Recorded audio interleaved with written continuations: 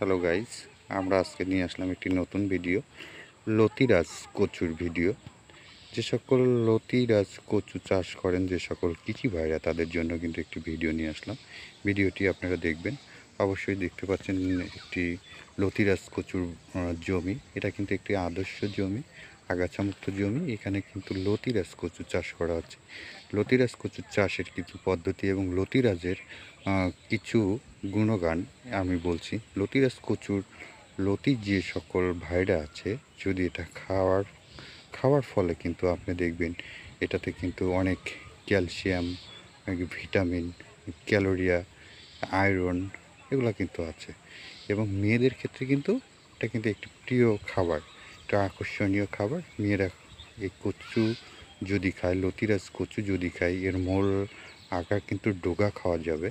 এটা কিন্তু প্রচুর পরিমাণ ভিটামিন, এটা কিন্তু প্রচুর পরিমাণ আয়রন আছে। এতে কিন্তু অনেক ফসফসে আছে। আপনার কিন্তু ভিটামিন এ, বি ও সি ভিটামিন আছে।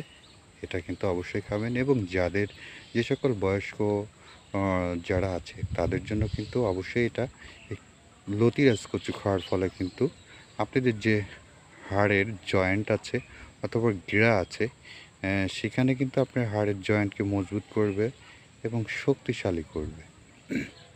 তাই যে সকল লতিরাজ কচু যারা পছন্দ করেন, তারা কিন্তু অবশ্যই খাবেন। এবং যে সকল চাষি ভাইরা আছেন, তাদের উদ্দেশ্য বলছি, আপনারা কিন্তু একটি আদর্শ জমি এরকম বেছে নেবেন। বেছে নেওয়ার পরে কিন্তু আপনারা দেখতে পাচ্ছেন কি সুন্দর সারিবদ্ধ করে কচুগুলো লাগানো হয়েছে। এটা কিন্তু করতে হবে এবং পরিচর্যা করতে হবে। আমি একটু দেখাচ্ছি। এটা কিন্তু অনেক সুন্দর, পরিষ্কার, এটা আগাছামুক্ত। আপনারা দেখতে পাচ্ছেন কচু থেকে কিন্তু কচুর লতি বের হচ্ছে। এটা কিন্তু অনেক সুন্দর কচুর লতি আসছে। এই লতিগুলো কিন্তু আপনি সংগ্রহ করতে পারেন। সংরক্ষিত করতে আপনি বাজারজাত করতে পারেন। এটাতে কিন্তু অনেক দাম পাবেন, অনেক মূল্য পাবেন।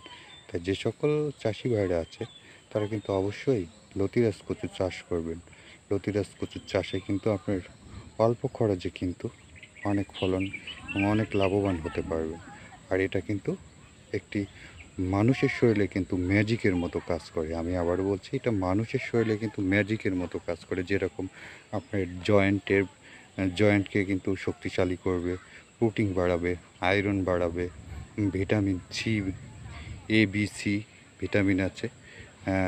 মেয়েদের রক্ত শূন্যতা কিন্তু কাজ করবে, মেয়েদের আরও বিভিন্ন শরীরের কিন্তু কাজ করবে।